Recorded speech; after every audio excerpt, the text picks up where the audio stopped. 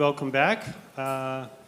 Let's continue. Our next speaker is D.Bisch, and the title of his talk is Planar Algebras, Non-Commutativity, and Hyperfinite Subfactors. Dietmar, I give you the floor. Thank you. Well, I would like to thank the organizers for giving me the opportunity to speak at this memorial conference for Vaughan. I'm really deeply honored. Vaughan was a giant in mathematics, a genius, as Alain said. He was, of course, a fantastic collaborator and colleague, and a very, very dear friend. He was also, as you all know, a very generous and humble human being who greatly enriched all of our lives. I personally still cannot believe that he is gone, and I just miss him terribly.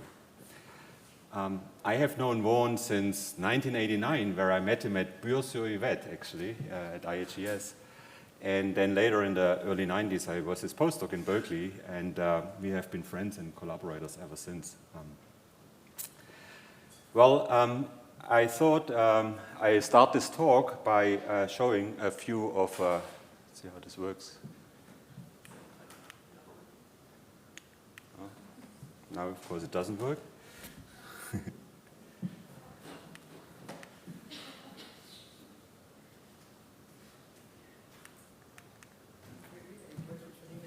Yeah, it did work. Okay, well, I use this. It does work. Okay, now you need the magic touch, which you have and I don't. Okay, well, I thought I'd start this talk with showing two photos of two of the favorite places that Vaughan really liked, of his many favorite places. The first photo is a photo that I took in January 2020 of Vaughan at Gumdiggers Park in New Zealand. Gumdiggers Park is a place where you find an ancient buried kauri forest, and the gum is the fossilized resin of a kauri tree, which in that area is about 100,000 years old, just to kind of give you perspective on, where we place compared to a kauri tree, say. And January 2020, I spent a week to work with Vaughan in a remote beach town in New Zealand, and one afternoon we decided to go up to Cape Rayanga, which is the northernmost tip of the northern island where the Tasman Sea and the Pacific Ocean meet. It's an absolutely phenomenal place where, the waves from the two oceans intertwine. And it's mystical, it's wild, and I'd like to think that Vaughan's spirit spends part of his time there now. There's a lot of mathematics going on there, right? The other place that Vaughan really loved was Maui, and the second photo on the right shows Vaughan doing a huge jump on the kite. He was a kiteboarder, as you all know. And Maui was, because there is a lot of wind, the place where we had a lot of Subfactor conferences over the years. And I bought this T-shirt here on one of these occasions, and I thought I'd wear it today in honor of Vaughan. Okay. Well, since this audience is rather mixed, I thought I'd spend a large part of the talk giving some background on subfactors and showing you much of the beautiful and deep mathematics that has grown out of Vaughan's foundational work on subfactors. So, what is a subfactor? Well, we are looking at an inclusion of two unfactors, and the two unfactor is an infinite dimensional phenomenon algebra with trivial center that has a trace. And, to fix the ideas, just think of the so-called hyperfinite two unfactor that Alain already mentioned. The hyperfinite two unfactor is this algebra. It's a phenomenon factor that is almost finite dimensional, so it's obtained as, for instance, an increasing union of the 2 to the n cross 2 to the n matrices. And then a subfactor is just an inclusion of two unfactors, and typically we will assume that it has finite Jones index. Maybe I stand on this side so I can actually see the screen. And what we do, I will explain to you in a minute what this Jones index is. What we usually do is when you have an algebra and you have a state on it, then you can construct a Hilbert space out of it by looking at the Hilbert norm associated to the state. And then you complete the algebra in the Hilbert norm, and you get a Hilbert space, which we denote as L2 of M, in which, of course, the algebra sits densely. And the algebra acts by left and right multiplication on this dense subset. And it turns out that this action can be by continuity extended to all of L2. In that way, you get what's called a standard representation of the subfactor. It's an nm bimodule with a left n action and the right m action just by left and right multiplication.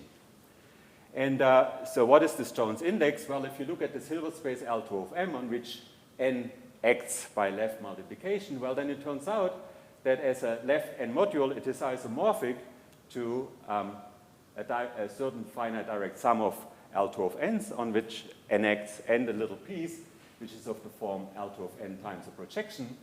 Then the index is just counting the number of copies of L2 of n, which is of course k, plus the little piece has size the trace of p, okay?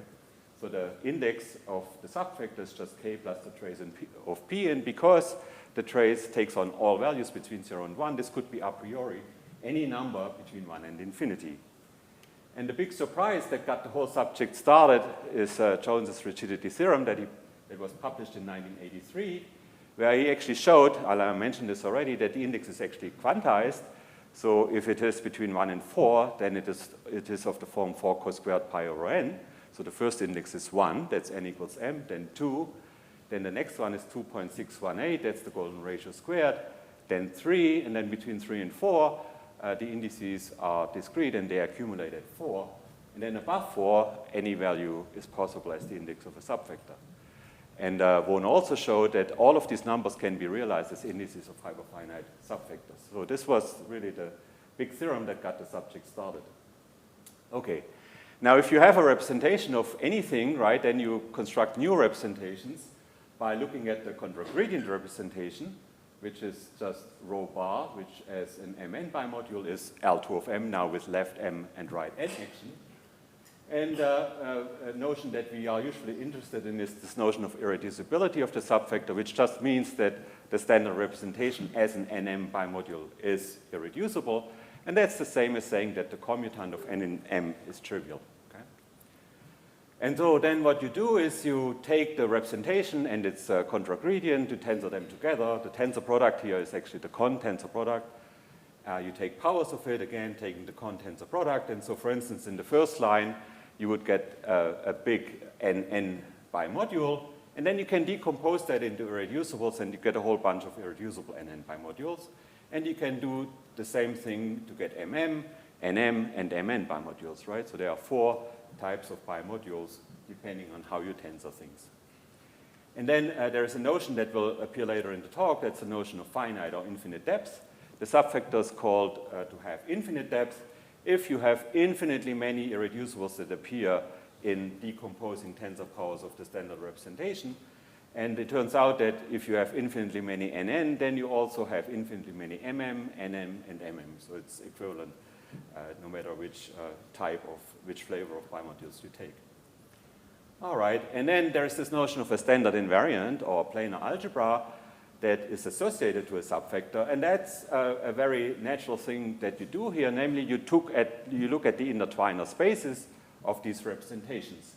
And of course, since you have 4 flavors of bimodules, you have 4 types of intertwiner spaces, right? You have the nn intertwiners, the nm intertwiners, and so on. And they sit in each other in sort of the obvious way.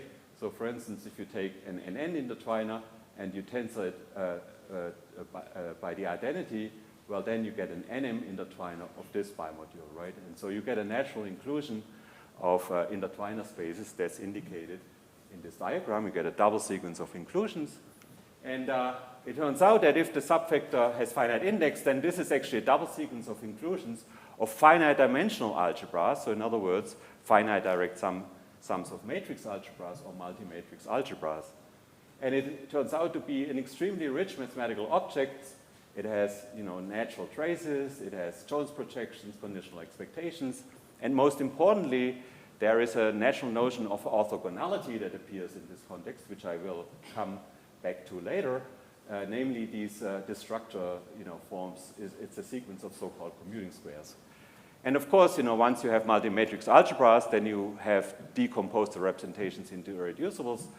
The equivalence classes irreducible bimodules corresponds, just to equivalence classes of minimal projections in these algebras, right? Okay, and one of the great contributions of Vaughan's in the late 90s to this standard invariant is that he realized that the standard invariant has in fact a very rich algebraic combinatorial structure that he axiomatized as a planar algebra. So I'm not going to have time to tell you really what a planar algebra is, but let me just say that the planar algebra formalism has become an extremely powerful tool that allows you to compute with the standard invariant of a subfactor. And so what you do in the planar algebra context is you just look at these spaces here as vector spaces, and then you can show that you have the so-called planar operad that acts on these vector spaces. The planar operad consists of planar tangles. And the great advantage of this point of view is that you can then use topological arguments by manipulating topologically planar tangles to do computations with a standard invariant and investigate the structure of subfactors. So just to tell you, it's a phenomenal new approach to actually compute with this very complex object here, the standard invariant of a subfactor. Let me also make one other remark, which is the standard invariant of a subfactor, of course, since it consists of intertwiners of representations of the subfactor, it's an object that kind of captures only the algebraic information of the subfactor, namely the representation theory, right? Okay, so let me tell you a little bit what sort of the point of view of the standard invariant nowadays is. One looks at the standard invariant as a mathematical object that's sort of group-like and that captures what we like to call the quantum symmetries, much like a group captures symmetries. So for instance, if you are familiar with quantum groups, the representation of quantum groups at roots of unity appear as the standard invariant of some subfactors, and those are sort of that's one way of looking at quantum symmetries. More generally, you can look at modular tensor categories and all the fancy words that people, fancy objects that people study nowadays. They also appear in this context.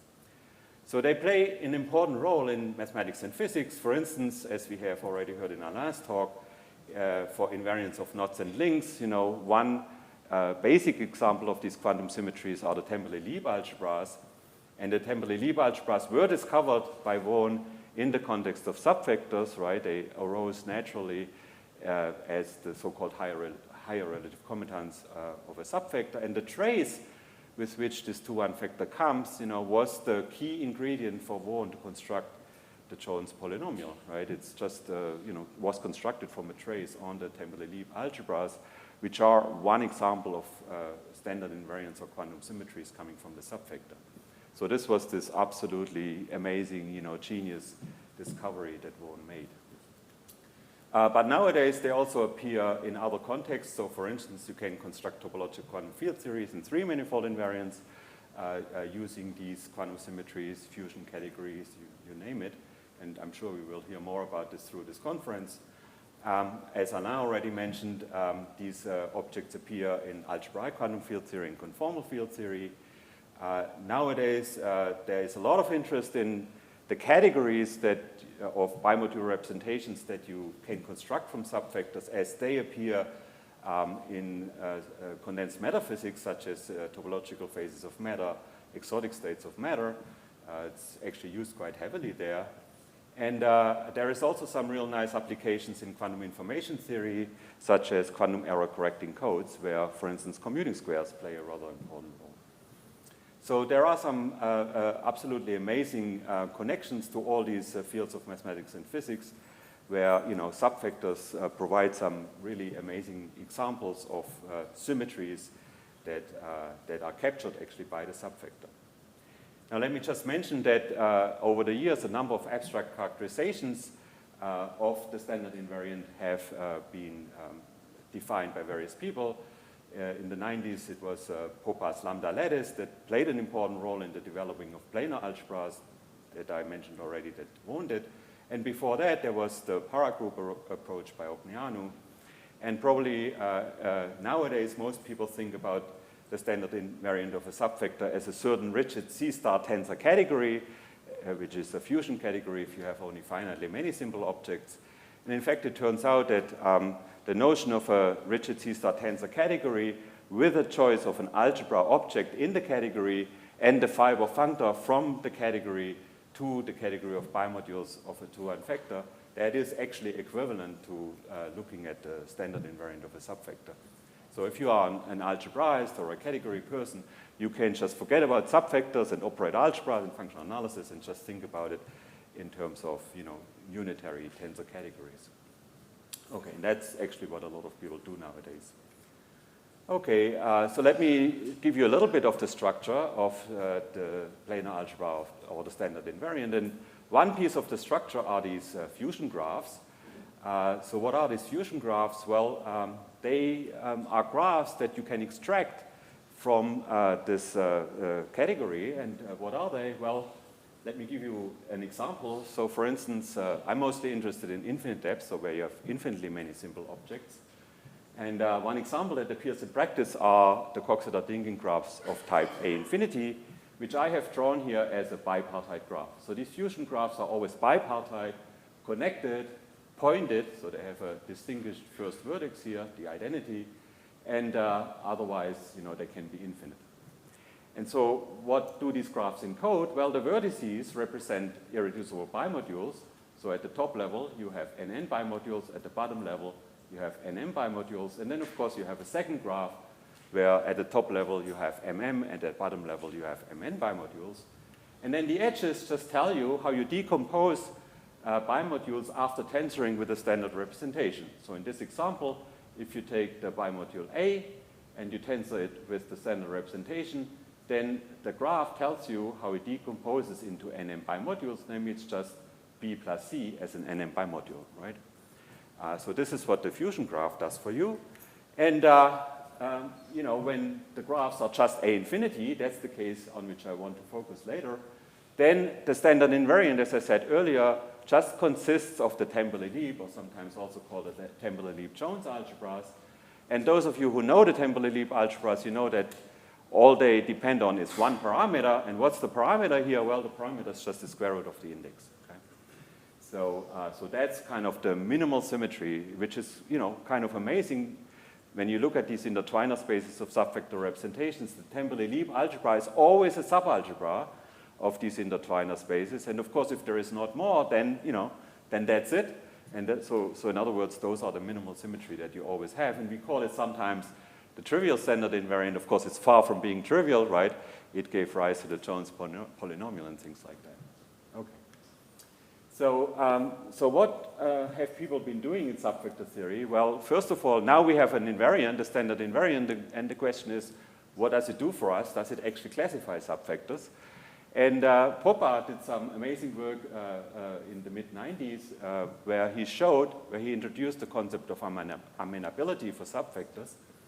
And he showed that amenable subfactors of the hyperfinite two-line vector are indeed classified by the standard invariant. And so I don't have time to tell you what amenable means, but I'll give you some example later. And for now, just concentrate on subfactors where these fusion graphs are finite graphs. Those are the so-called finite depth subfactors. And those are indeed completely classified by the standard invariant. Now, however, this is a very small universe of subfactors. So for instance, when you take a subfactor whose index is bigger than 4, and let's say the standard invariant is minimal, just Temperley-Lieb-Jones, well then, the standard invariant will not classify the subfactor, and so we have actually no idea, what these subfactors are that have that property. And so there are a number of natural questions that arise. When you try to do classification, you do two things. One is you try to classify the objects, the invariants, right? What invariants can you have? And then the second question is, well, how good is that collection of invariants for the actual objects, right? So first, what people in subfactors have been trying to do, including myself, is to write down all possible standard invariants. So let's say for small index subfactors, and of course, if you can do that, can you at least list the fusion graphs? And then the second question is, well, once you have been able to list those invariants, can you actually say something about how many hyperfinite subfactors you have given an invariant? And the second question is a really hard one because the standard invariant is clearly not a complete invariant for most subfactors with index above 4. So there we will need some new tools, and in fact that's one of the things I want to talk about some new invariants that I I found. Okay, and so let me just give you a little bit of history. So both questions 1 and 2, that's sort of the classical field of subfactors. That was done by 1994. That's the so-called Ade Classification of Sub-Factors. So what was shown is that in terms of fusion graphs, you have the AN, the D even, E6 and E8 graphs that appear as graphs of subfactors. E7 and D odd do not appear, by the way.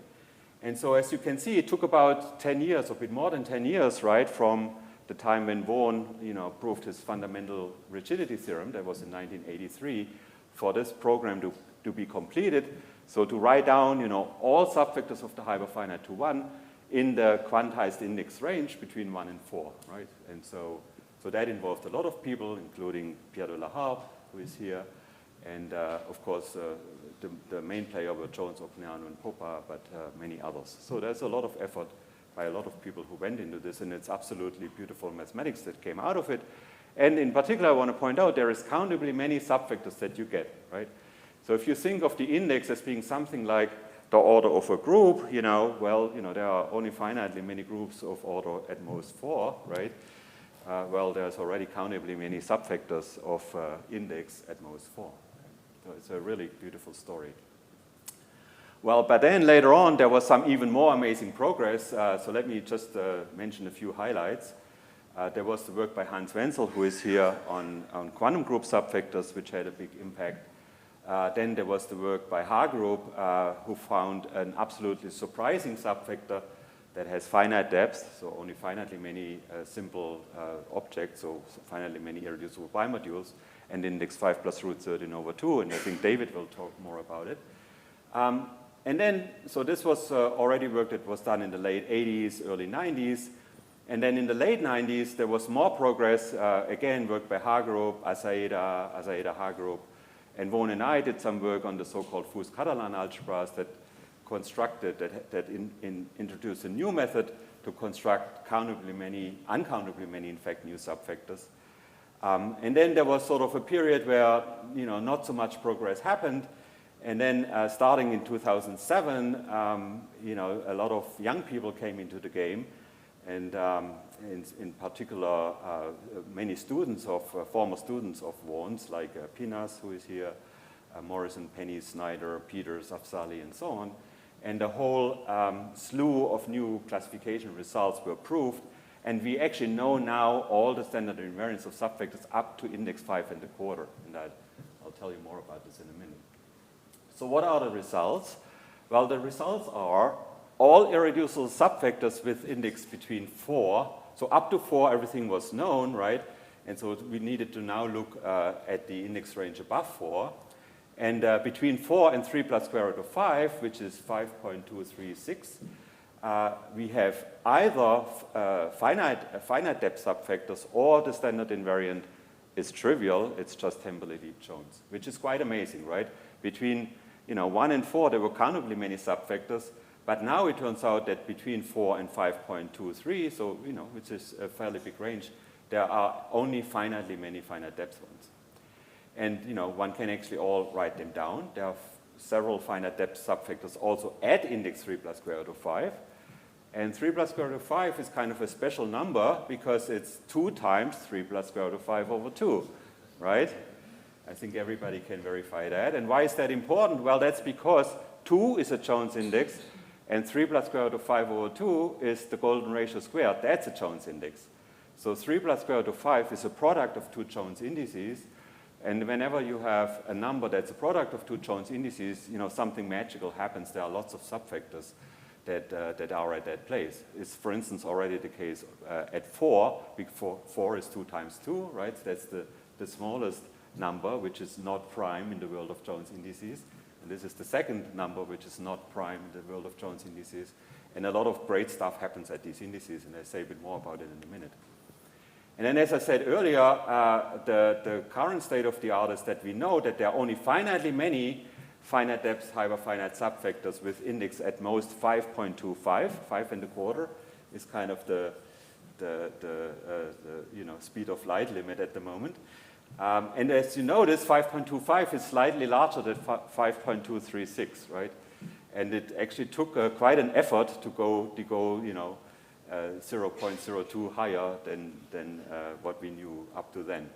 And this is work by Pennies, Afzali, Morrison, I believe, and maybe a few others who did the latest paper that goes up to 5.25. Now, the question number 2, how many hyperfinite subfactors do we have given a standard invariant, is completely open, right? So for the finitely many finite depth ones, we know it because we have the theorem that the standard invariant classifies them. But for the ones with trivial standard invariant, which are all others with index up to 3 plus square root of 5, we don't know. We don't know how many there are. We don't know if there are for every possible value sum, and so on. And I have actually done some recent work with a student where we showed that, for instance, at 5 plus root 13 over 2, which is the index of the H group subfactor, there is also a subfactor that has trivial Temperley-Leib-Jones invariant, that has trivial standard invariant, so Temperley-Leib-Jones algebra. So there's some recent work that I've been doing on this. Okay, so what's the landscape? Here's the landscape. The indices, this is the line that shows the indices. As I said, the first 2 are 1, 2, the golden ratio squared 3, and then they accumulated 4. And so all these subfactors, countably many with index between 1 and 4, they are completely understood. We know them all. There are some with infinite depth at 4, namely A infinity and D infinity, appear as fusion graphs. And then between 4 and 5, it turns out there are only 5 numbers where we have finite depth subfactors. So the situation between 4 and 5 is much different from 3 to 4, which is kind of interesting. And then, 3 plus square root of 5 is this interesting index because Vaughan and I proved that there is actually a subfactor with infinite depth. The first non-trivial subfactor with infinite depth is at that index, so this is our theorem. And it comes out of our work on Fuchs-Catalan, which was done in the late 90s. And what we showed is that, these are the principal graphs, which are, tree-like graphs, in fact. And that you have, irreducible infinite depth subfactors at that index. So there is something magical, once again, that happens at this index, right? And, the method of construction for these subfactors was a new method that we invented, which we call the free product of standard invariants, or the free product of planar algebras. And the free product only gives you a new standard invariant, and then you have to use a reconstruction theorem to actually get the subfactor. And Popa actually showed that whenever the standard invariants come from hyperfinite subfactor, then the free product can also be realized in hyperfinite world. So we know that these guys actually appear as hyperfinite subfactors, which is, quite an amazing result. And, we have many more examples, but they all have higher index. Okay, so let me give you a more detailed landscape. And here's the more detailed landscape. This is the state of the art. It's a diagram that I copied from one of the talks that Dave Pennies gave. And what I want to highlight here are 2 things. So one is, up to index 4, you have countably many subfactors. So the axis, the y-axis here labels what we call supertransitivity. Supertransitivity just means the distance from the first point to the first branch point of the subfactor, and we kind of list the graphs according to that. But what's important here is that between 4 and 5, there are only 5 numbers, that have finite depth subfactors. That's 5 plus root 13 over 2, 5 plus root 17 over 2, 3 plus square root of 3, and then 5 plus root 21 over 2. And there's one other index that belongs to this graph over here. That one is roughly 4.3 something. So it fits somewhere in between those 2 numbers. So there are 1, 2, 3, 4, 5 numbers, right, where you have finite depth subfactors. And at all the other numbers between 4 and 5, the standard invariants are trivial. They are just Temperley-Leib-Jones, right? So there's some absolutely amazing stuff going on. And of course, as you can imagine, the quantum symmetries that come from the subfactors associated to these indices, they are exotic, or at least partially exotic. And David will tell us that they are not, perhaps, at least for 5 plus root 13 over 2. And, they give rise to new tensor categories, new link invariants, new 3-manifold invariants, and so on. And, it's an absolutely amazing structure. And then, as I said, at 3 plus square root of 5, there's lots of stuff happening. We have infinite depth subfactors very many finite depth subfactors. Then we know some sporadic examples between 3 plus square root of 5 and 6. And then at index 6, all hell breaks loose. So in work of joint work with Popper and Nicoara, I showed that at index 6, you have actually uncountably many non-isomorphic subfactors of the hyperfinite 2-1 factor that are all having the same standard invariant. They're all non-isomorphic, right? So, in fact, one can show that there are unclassifiably many non-isomorphic subfactors at index 6. So, 6 is, again, 3 times 2, a composite index, and, things are very wild there. Okay, so I wanted to show you a class of subfactors that those of you who are interested in groups and so on might find interesting. These are the so-called group-type subfactors, or Vaughan started calling them the Bisch-Hagerup subfactors at some point, because I studied them in joint work with Hagerup. And they are very simple. What you do is you take two finite groups H and K, and you let them act outerly on the hyperfinite 2-1 factor. In fact, any countable discrete group has an outer action on the hyperfinite 2-1. And then you look at the group that they generate as a subgroup of the outer automorphism group of the hyperfinite 2-1.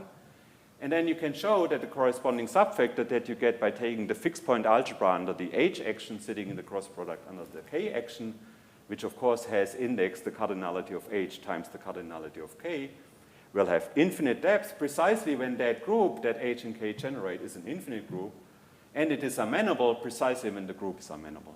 This is some work that I did with Hagerup in the mid-90s. And just to give you an example, if you take, let's say, a quotient of PSL2Z, which is this one over here, then the fusion graphs, start looking like Cayley graphs of groups. And in fact, any Cayley graph of a group given, with a fixed generating set can be realized as the principal graph of a subfactor. So you can, see how complicated, already this world of fusion graphs of subfactors is. Cayley graphs can be fusion graphs of subfactors.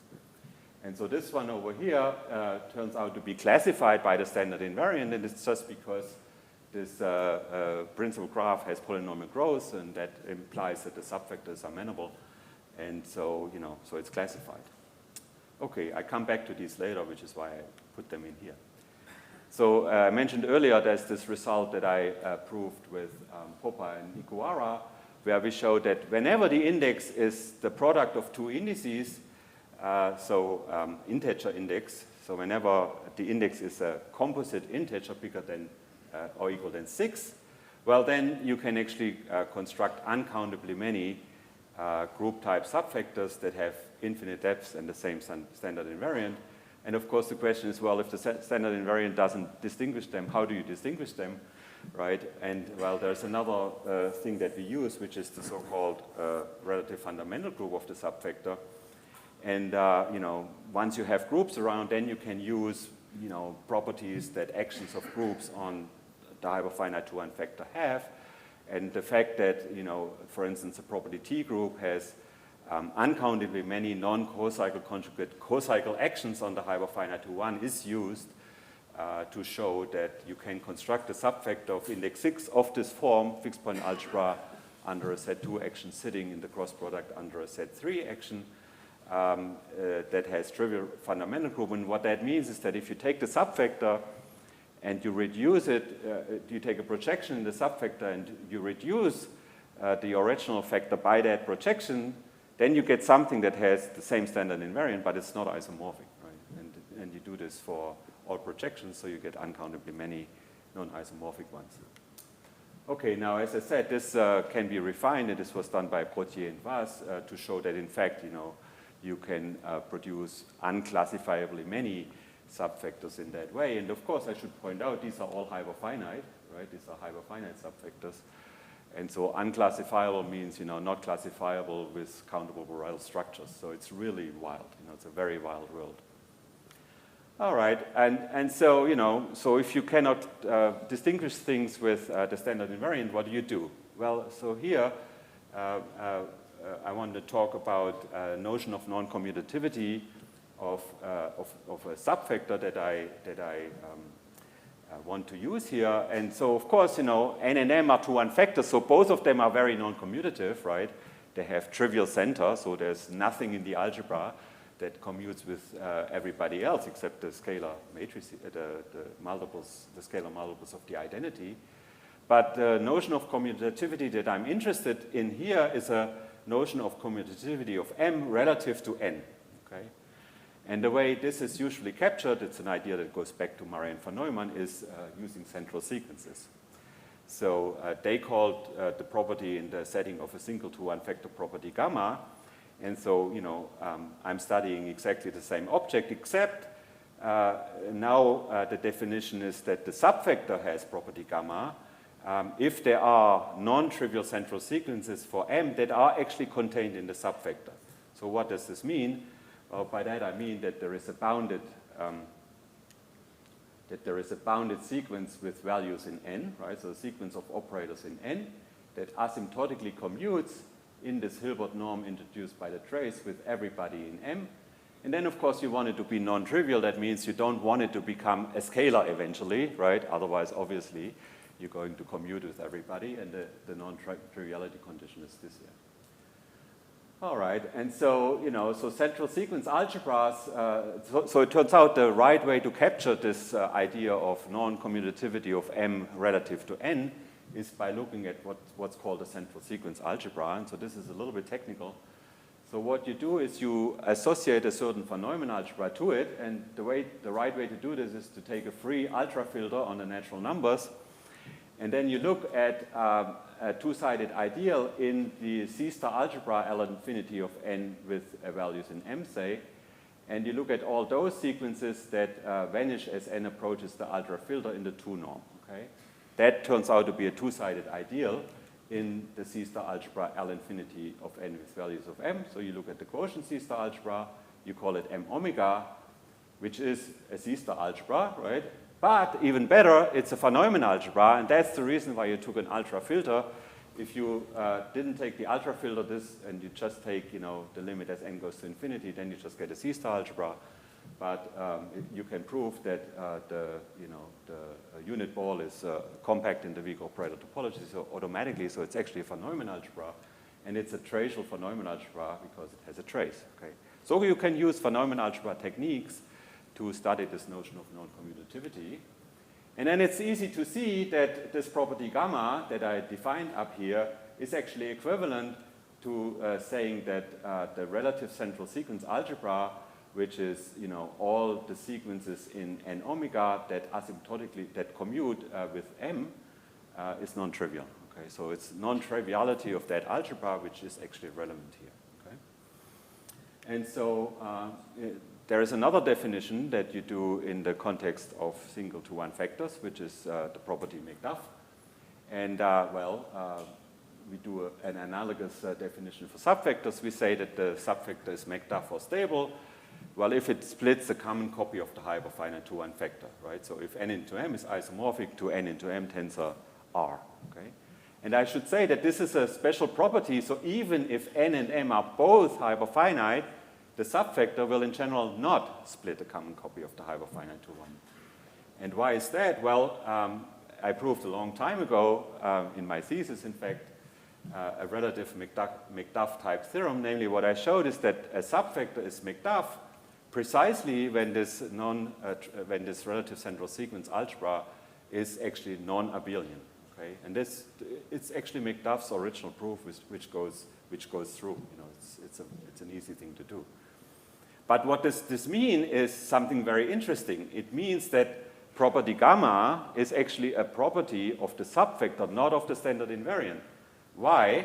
Well, I mean, if you take to one factor n into m, then it has a certain standard invariant, and n into m tensor R is going to have exactly the same standard invariant because tensoring on any to one factor doesn't change the standard invariant. Okay, and so if you manage to construct a subfactor n into m, where the central sequence algebra is trivial, well, then you're going to get another one by simply taking the original one and tensoring it with R. And then, by my relative McDuff type theorem, the new one here must have a non-abelian relative central sequence algebra. So it cannot be, isomorphic to the original one, right? And so that shows that this is really an analytic property of the subfactor. It's not a property of the representation theory of the subfactor. Right? So, and that's exactly what we are looking for, right? Okay, so, so using this idea, we are led to to a natural notion of degrees of non-commutativity for a subfactor, just depending on, what properties the central sequence algebra has. So it can, of course, be trivial, right? So if there is nobody in N that asymptotically commutes with M, then the subfactor would be very non-commutative. It could be non-trivial, but abelian. I guess I should have said non-trivial here. I forgot to say that. So I want it to be non-trivial and abelian, in which case it's automatically diffuse. And then the third case is, that it is non-abelian, and one can show that then it's automatically a 2-1 von Neumann algebra, like in the single factor case. And then, of course, it can either be a factor or it is a non-factor, right? So you have at least 3, maybe 4 degrees of non-commutativity when you study this asymptotic commutativity of M with respect to N, right? And so, as I said, as you go from top to bottom, the subfactor becomes more and more commutative. So how does this fit into what's known about subfactors? Well, one of the key ways of constructing subfactors is to use what's called commuting squares. And some of you here in the audience have seen that before. I said it earlier. The standard invariant of a subfactor actually consists of these intertwiner spaces of bimodules, which are double sequences of multi-matrix algebras, but there is this orthogonality condition that they satisfy in addition. And what is this orthogonality condition? Well, so let's look at a setup of this kind. So let's look at 4 algebras Aij, which we just take to be multi-matrix algebras. And you may know that inclusions of multi-matrix algebras are typically described by a graph or the so-called Bradley diagram, or you can of course rewrite that as matrices, which I call G, H, K, and L. There are 4 matrices. And then, of course, you have to have some compatibility conditions between these matrices, which I come to later.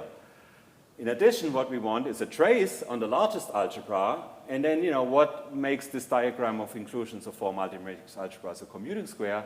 Well, that's this orthogonality condition that I wrote in the middle. So what you want is that the orthogonal complement of A00 and A01 is orthogonal to the orthogonal complement of A00 and A10. So this is the condition. Okay? So it turns out that this is an extremely rigid condition. If you try to write something like this down, it's actually not so easy to do. And of course, what is the Hilbert space in which we are working here? Well, that's the Hilbert space given by A11 together with a trace, right? So the inner product is just this one. So the orthogonality is with respect to this inner product. Now, it turns out, for those of you who know what conditional expectations is, that's equivalent to requiring this over here, which says that the conditional expectation from A11 onto A01 is multiplied by the conditional expectation onto A10 is the same as projecting directly down to A00. Okay, this is why we call it a commuting square. Going this way around is the same as going this way around, is the same as going straight down to A00, okay? But it is really this orthogonality condition which makes the diagram to be a commuting square. And so, as I said, we want the commuting square to be non-degenerate, so you want some compatibility conditions on these inclusion matrices, which are the ones I've written down here. That's perhaps not so relevant. So let's look at an example that kind of tells you that something interesting is going on. Let's look at the easiest example, where the smallest algebra here is just a complex number. Then this guy over here is the diagonal matrices, and the top guy is the n by n matrices with the usual trace. And the upper left corner is just given by another copy of the diagonal matrices, but now twisted by an n by n unitary, right? So, and they of course sit in each other in the obvious way. I mean, C is embedded, n times as C plus, so lambda goes to lambda plus lambda plus lambda, right? The constant diagonal matrix and so on. So the inclusion graphs are the obvious ones. And then the question is, when is the orthogonal complement of C in the diagonal matrices and the orthogonal complement of C in the twisted diagonal matrices? When are those orthogonal with respect to the trace in the n by n matrices? And it turns out that that is the case precisely when the absolute values of the entries of the unitary matrix are all equal, and they're all equal to 1 over square root of n, right? This is an exercise you can do in the lunch break. And that is, of course, a well-known object, right? These are the so-called complex Hardama matrices. And as you know, we have one for every n, right? Just a discrete Fourier transform of the cyclic group of order n. So there is at least one for every n. But it turns out that there are many more. So for instance, for n equals 7, you can write down a one-parameter family of Hardama matrices. That's work that was done by a student of Popas, Petrescu, quite a long time ago, which gives all non-equivalent commuting squares. So it's a very, very rich world of mathematics that connects here. And in fact, when Alain was talking about the Fourier transform in his talk, I was thinking about this because these complex Hardama matrices, are what we now call quantum Fourier transforms. There are some generalized Fourier transforms, and some of them might play a role in other areas of mathematics. We just have to figure out what the quantum symmetries are that they actually detect. And one way of trying to do that is to construct a subfactor out of it and then look at the quantum symmetries that the subfactor catches. And so how do we do this? Well, it turns out that given a non-degenerate commuting square, one can always construct a hyperfinite subfactor, which under very mild conditions on the graphs will be automatically irreducible. And so how do we do this? Well, we do this using a method that Vaughan already used this in his 1983 paper. We iterate what's called a basic construction. And so this is what we do, okay? So we start with our commuting square, which sits here in the lower left corner. And then we look at the orthogonal projection. So A11 comes with a trace, the so-called Markov trace, which is given by a Perron-Frobenius eigenvector that is associated to these inclusion matrices. So there's some nice Perron-Frobenius theory that comes in. And then what you do is you look at the orthogonal projection from A11 onto A10, again, with the inner product given by the trace. And you look at the algebra that A11 and that orthogonal projection generates, and you get a new algebra called A12. And then you do the same thing for the bottom inclusion, and it turns out under this non-degeneracy condition, you can take the same orthogonal projection as above, and you get an algebra A02. And because the trace that you picked on A11 was a Markov trace, you can iterate that process, and you can go to the left, and you can go upstairs, and then at the border here, all these guys are hyperfinite 2-1 factors, okay? And what you do, obviously, is you take the union of the finite dimensional algebras, and then you, take the von Neumann algebra that they generate. Okay, and this is really rather beautiful. You can compute the indices of these guys. They turn out to be just the largest eigenvalues of these graphs and so on. But what is interesting is that all of these subfactors, this is kind of the main source of construction of subfactors, of exotic subfactors. All of these subfactors will be very commutative in the sense of these degrees of non-commutativity that I described earlier, because they all have at least two non-trivial central sequences that are contained in the subfactor. And what are these central sequences? Well, the central sequences are just the Jones projections that you get here, and the Jones projections shifted by 1. They will asymptotically commute with everybody in the bigger factor A10, but they are contained in A0 infinity. So all of these subfactors are McDuff, so hence very commutative, and therefore, in a way, not so interesting, right? Well, how do I construct non-commutative subfactors? So as I said earlier, what I'm interested in is to, let's say, given a subfactor with trivial standard invariant, construct another one with the same standard invariant, but which is not isomorphic to it, right? That would be kind of my goal. And so what would the idea be? Well, the idea would be to construct, let's say, an A infinity subfactor with trivial central sequence algebra, as I mentioned earlier, and then tensor it with a hyperfinite 2-1 factor, and then, by my relative McDuff type theorem, the central sequence algebra has to be non-commutative, so you get definitely something that's not isomorphic. So that was somehow the idea that I was pursuing. Okay, well, I cannot do this. Maybe I cannot do it yet. Maybe it's not possible. I'm actually not sure. However, I have another theorem, which is this one here. So what I can do is, if I look at the group type inclusions, as I defined earlier. So you take two finite groups, H and K, with an outer action on the hyperfinite to 1, and you look at the corresponding group type subfactors, well, then I can show that the finite index subfactor RH, fixed point algebra under H action in the cross product under K action, has property gamma if and only if the infinite index subfactor here, that's given by the hyperfinite to 1 sitting in the cross product under the action of the group G that is generated by H and K, has property gamma. Okay? And the same result is true for McDuff. Now it turns out that these two properties here, or this result, is enough to now produce non-commutative subfactors. So in the sense that the relative central sequence algebra is trivial.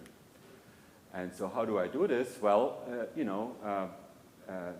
if you have paid attention or have seen this before, then the fact that if a subfactor has property gamma, then in particular the larger factor must have property gamma, right? Because having property gamma means that M prime intersection M omega, which is larger, is non-trivial. And if the subfactor has property gamma, then the subalgebra M prime intersection and N omega is already non-trivial.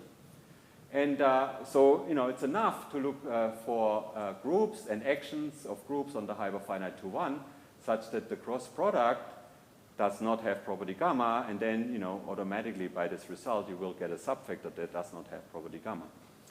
And, that's exactly what I do. And, this is, of course, well known. This is a classic result that people studied in two-one factor theory a long time ago. And there are really many, many examples. You can construct examples from strongly ergodic actions of non-enumerable groups. Any such gives you an example of such a non-commutative subfactor. So to fix the ideas, let's do something concrete. Let's once again take a quotient of PSL2Z, and turns out that SLN Z for n bigger or equal than 29 is of that form. This is actually something that Pierre mentioned to me back in the 90s. It's a reference you gave me, Pierre. I don't know whether you remember. And so let's take such a property T quotient of PSL2Z, and let's look at the Bernoulli shift action on the hyperfinite to 1. So what is that? Well, you write the hyperfinite to 1 factor as an infinite tensor product of hyperfinite to 1 factors labeled by elements of the group, right? And then you just shift, by permuting them, by left multiplication of the group element. That's the non-commutative Bernoulli shift action on the hyperfinite to 1. And, that is a strongly ergodic action. Well, it's an ergodic action. It's automatically strongly ergodic if the group is property T anyways. And the cross product does not have property gamma. Hence, the infinite index inclusion that I wrote over here cannot have property gamma. Hence, the corresponding finite index subfactor does not have property gamma, right? And so that gives you an example of an index 6 subfactor, again, of this type, fixed point algebra under a set 2 action sitting in a cross product under a set 3 action, where the relative sequence algebra is trivial. So it's very, very non-commutative. In particular, what this means is that you cannot construct this index 6 subfactor of the hyperfinite to 1 factor using commuting squares, right? I mean, this is, quite amazing, and, this was not known before, that you can, you could believe that you can always somehow approximate any subfactor by this finite dimensional structure, but you can actually not, okay? So you get some concrete examples of 2-1 factors that are non-commutative. Okay, I think I stop here. Thank you for your attention.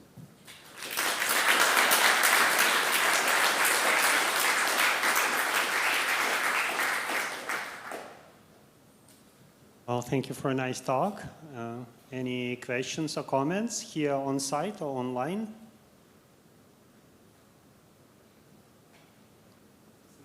Wait a second, because we need to use a mic.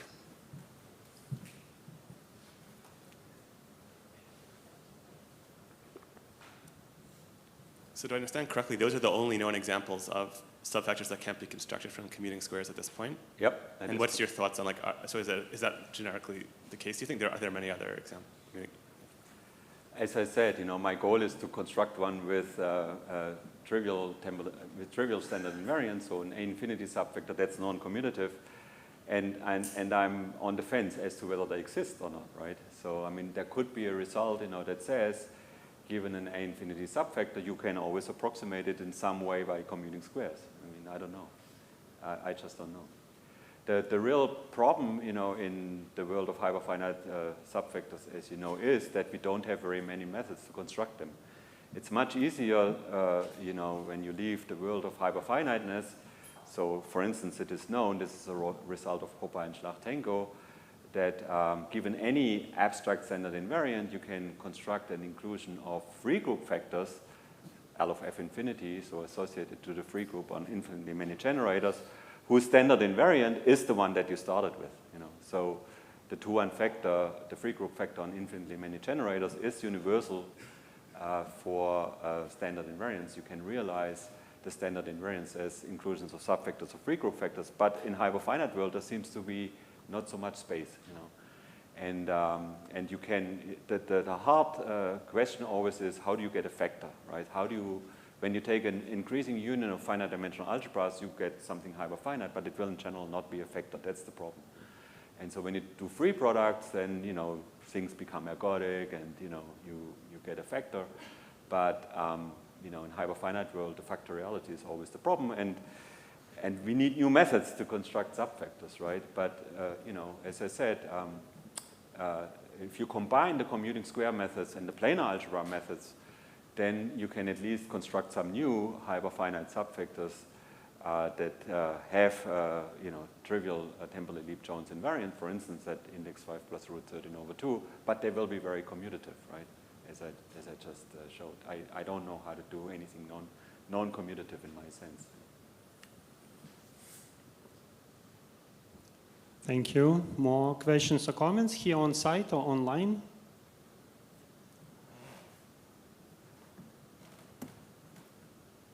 All right, I don't see any further questions, so then, Dietmar, thank you again. Thank you.